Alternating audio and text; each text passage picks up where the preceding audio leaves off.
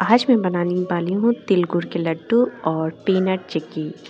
तिल के लड्डू खाना पेट के लिए बहुत फ़ायदेमंद होता है। यह कब्ज, गैस और एसिडिटी को ख़त्म करते हैं और पेट साफ़ करने में भी मददगार होते हैं। ठंड के मौसम में खाने पर यह सर्दी के दुष्प्रभाव से बचाते हैं और शरीर में आवश्यक गर्माहट भी पैदा करते हैं।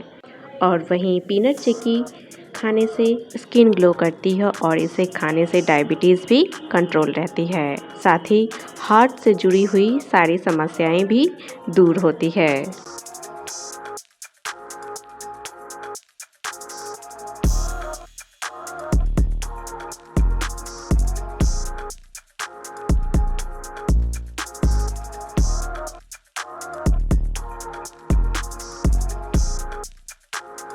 हे एवरीवन, मैं हूँ अंकिता और अंकिता अंशु चैनल में आप सभी का स्वागत है। तो आइए रेसिपी स्टार्ट करते हैं। तो हमने लिया है ये 200 ग्राम पीनट, जिसको मैंने इस तरीके से भून लिया है। और जब पीनट अच्छे से भून जाए तो फिर हम दूसरे बर्तन में ट्रांसफ़र कर लेंगे और फिर ठंडी होने के बाद हम उसके छिलके को उतार लेंगे। पीनट भुन गई है तो उसी कढ़ाई में अब हम तिल को भी भून लेंगे। तिल को हम तब तक भूनते रहेंगे जब तक कि उसमें पट-पट की आवाज़ ना आने लगे, और इसको हम रेगुलर ऐसे ही चलाते रहेंगे। ध्यान रहे हम बहुत ही इसे हाई फ्लेम पर ना भुने, मीडियम हाई फ्लेम पर भुने। तो यहाँ पे मेरी तिल जो है वो भुन चुकी है। तो अब हम इसे दूसरे बर्तन में ट्रांसफ़र कर लेंगे ताकि वो थोड़ी देर ठंडी हो जाए। तो यहाँ मैंने ठंडा होने के लिए छोड़ दिया है।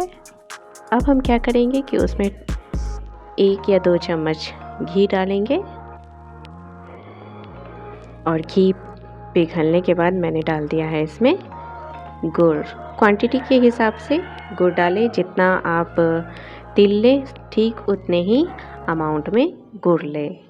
और फिर इस तरीके से हम उसका गुड़ का पाक बना लेंगे। तो हम कैसे जानेंगे कि पाक जो है वो तैयार हो गया है? तो हम इस तरीके से उसमें एक बाउल में पानी लेंगे और उसमें टेस्ट करेंगे। और जब जैसे ही वो पानी में चिपके ना एक जगह जमा हो जाए तो समझ जाइए कि आपका जो पाक जो है वो तैयार हो चुका है। तो यहाँ मेरा तैयार हो चुका है, तो मैं डाल दूँगी इसमें तिल और गैस को कर दूँगी ऑफ़। और इस तरीके से हम मिला लेंगे और फिर गैस को ऑफ़ करके हम नीचे कढ़ाई रख लेंगे और इस तरीके से अच्छे से मिक्स कर लेंगे। तो ये देखिए मैंने अच्छे से मिक्स कर लिया है और हम अब चलेंगे लड्डू बनाने के प्रोसेस में।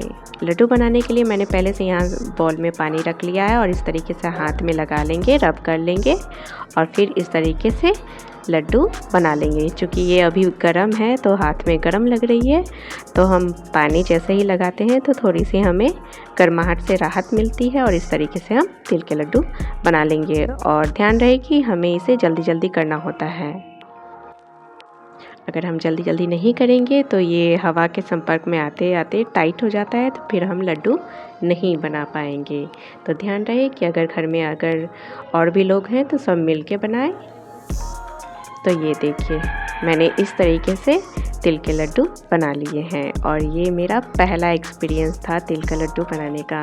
नहीं तो हमेशा किसी न किसी के हेल्प से मैं बनाती थी। और ठीक इसी तरह हम पीनट का भी लड्डू बना लेंगे। तो उसके लिए मैंने उसी कढ़ाई में फिर से गुड़ डाल दिया है पीनट के क्वांटिटी के हिसाब से, और ठीक उसी तरह हम पाक बना लेंगे और बादाम की चिक्की तैयार कर लेंगे। अगर आप को लड्डू बनाने में दिक्कत हो रही है तो ठीक इसी तरीके से किसी बर्तन में स्प्रेड कर लें और फिर उसे बाद में चाकू से कट कर लें। तो आपकी चिक्की जो है वो तैयार हो जाएगी और आपको गर्म से भी राहत मिल जाएगी। तो ये देखिए मैंने तिल के लड्डू के जैसे ही बादाम की चिक्की भी तैयार कर ली है। एक तरह से इसे गुड़ और बादाम की लड्डू कह सकते हैं।